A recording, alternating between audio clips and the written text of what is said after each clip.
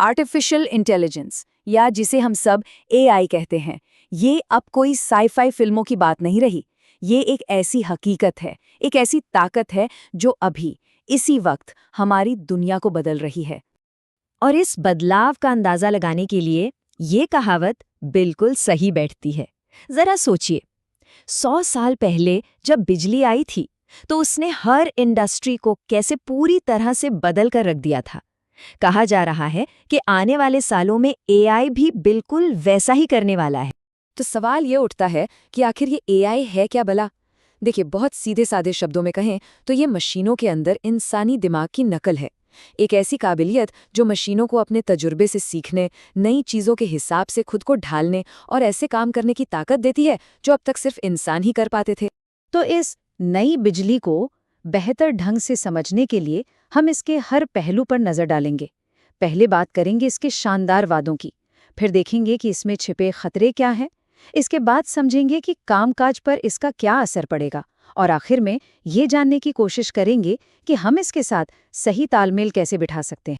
चलिए शुरुआत करते हैं इसके अच्छे पहलू से।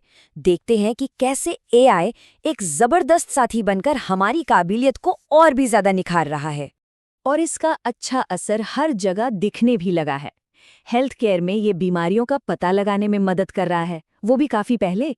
एंटरटेनमेंट में हमारी पसंद के हिसाब से सुझाव दे रहा है। गाड़ियां खुद चल रही हैं जिससे सफर महफूज हो। यहाँ तक कि पढ़ाई लिखाई में भी ये हर स्टूडेंट के लिए एक अलग, उसके हिसाब का लर्निंग प्लान बना रहा है। और सिर्फ बड़ी बड़ी इंडस्ट्रीज में ही नहीं, हमारी पर्सनल जिंदगी में भी एआई एक दोस्त की तरह मदद कर रहा है। वो बॉट जैसे चैटबॉट्स हैं जो एंग्जाइटी यानी चिंता को कम करने में मदद करते हैं। मतलब मेंटल हेल्थ के लिए सपोर्ट अब पहले से कहीं ज्यादा आसान हो गया है। अब ये जो नंबर है ना, ये सच में चौंकाने वाला है। नेटफ्लिक्स पर जो कुछ भी देखा जाता है उसमें से 75 से 80% एआई के सुझावों पर आधारित होता है। जी हाँ, एआई ही तय करता है कि अगला शो कौन सा देखना है। लेकिन जैसा कहते हैं ना, हर सिक्के के दो पहलू होते हैं। हर ताकतवर चीज का एक दूसरा स्याह पहलू भी होता है। तो अब बात करते हैं एआई से जुड़े खतरों की, कि कैसे ये हमारी ही कमजोरियों को और बढ़ा सकता है। देखिए, जो टेक्नोलॉजी हमारी मदद कर सकती है वही हमें नुकसान भी पहुंचा सकती है। मिसाल के तौर पर सोशल मीडिया के एल्गोरिदम्स। ये हमारी पसंद के हिसाब से हमें कंटेंट तो दिखाते हैं, लेकिन यही एल्गोरिदम खासकर नौजवानों में तनाव और डिप्रेशन की वजह भी बन रहे हैं। और खतरे सिर्फ यहीं तक नहीं है। सोचिए, नौकरी के लिए एआई का इस्तेमाल हो और वो किसी के साथ भेदभाव कर दे, या फिर ऑफिस में हर पल निगरानी रखी जाए, फेशियल रिकग्निशन में गलतियां हों, और डीप फेक जैसी चीजें तो हैं ही जो सच और झूठ के बीच की लकीर को ही मिटा रही हैं। ये सारे बहुत गंभीर नैतिक सवाल खड़े करते हैं। और एक बहुत बड़ी मुश्किल ये है कि कई एआई सिस्टम्स एक ब्लैक बॉक्स की तरह काम करते हैं। मतलब वो फैसला कैसे ले रहे हैं, ये बात तो कई बार उन्हें बनाने वालों को भी ठीक से पता नहीं होती।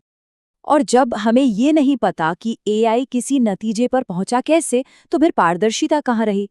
अगर एआई कोई गलती कर दे तो जिम्मेदार कौन होगा? हम एक ऐसे सिस्टम पर भरोसा कैसे कर सकते हैं जिसे हम समझते ही नहीं? और सबसे बड़ा डर तो ये है कि डेटा में छिपे भेदभाव की वजह से ये गलत और अन्याय भरे फैसले भी दे सकता है। तो इन सब बातों से एक सवाल जरूर उठता है, जो शायद हम सबके दिमाग में है। हमारी नौकरियों का क्या होगा? क्या एआई हमारी जॉब ले लेगा? इस बहस में ना असल में दो अलग अलग सोच हैं। एक है ऑगमेंटेशन, यानी एआई एक पार्टनर की तरह काम करे, वो रोजमर्रा के बोरिंग काम संभाल ले ताकि इंसान क्रिएटिव और जरूरी कामों पर ध्यान दे सके। और दूसरी सोच है ऑटोमेशन, मतलब एआई किसी काम को पूरी तरह से अपने हाथ में ले ले, इंसान की जरूरत ही खत्म हो जाए। तो देखिए, आंकड़े क्या बताते हैं। करीब 40% लोगों को एआई की वजह से नई स्किल्स सीखनी पड़ेंगी। जो कंपनियां एआई अपनाएंगी उनकी प्रोडक्टिविटी बढ़ेगी। और हाँ, एआई की वजह से नई तरह की नौकरियां भी पैदा होंगी, जैसे एआई डेवलपमेंट, मैनेजमेंट और एथिक्स में। तो मतलब साफ है, बात खत्म होने की नहीं बल्कि बदलने और सीखने की है। तो ये तो तय है कि एआई हमारी जिंदगी का हिस्सा बन चुका है और आगे भी रहेगा। तो सवाल ये है कि हम इसके फायदों का पूरा इस्तेमाल करते हुए इसके खतरों से कैसे बचें, वो सही बैलेंस कैसे खोजें। इसके लिए एक जिम्मेदार रास्ता अपनाना होगा। मतलब हर जरूरी फैसले में इंसान की निगरानी हो, जिसे ह्यूमन इन द लूप कहते हैं। एआई को सिखाने के लिए जो डेटा इस्तेमाल हो वो भेदभाव से भरा ना हो। हमें ऐसे तरीके खोजने होंगे जिनसे एआई के फैसले समझ में आ सके और प्राइवेसी का ख्याल शुरू से ही रखा जाए। और आखिर में बात बस इतनी सी है कि एआई को इंसानी दिमाग की जगह लेने के लिए नहीं, बल्कि उसकी ताकत को कई गुना बढ़ाने के लिए इस्तेमाल करना चाहिए। ये एक विकल्प नहीं, बल्कि एक एम्पलीफायर है। इसे ऐसे समझिए, एआई एक आईने की तरह है। हम उसे जो दिखाएंगे वो वही सीखेगा और हमें वापस वही दिखाएगा। वो हमारे समाज की अच्छाई, बुराई, हमारे भेदभाव सब कुछ दिखाता है। तो असली सवाल हम सब से है, हम इस आईने में क्या देखना चाहते हैं?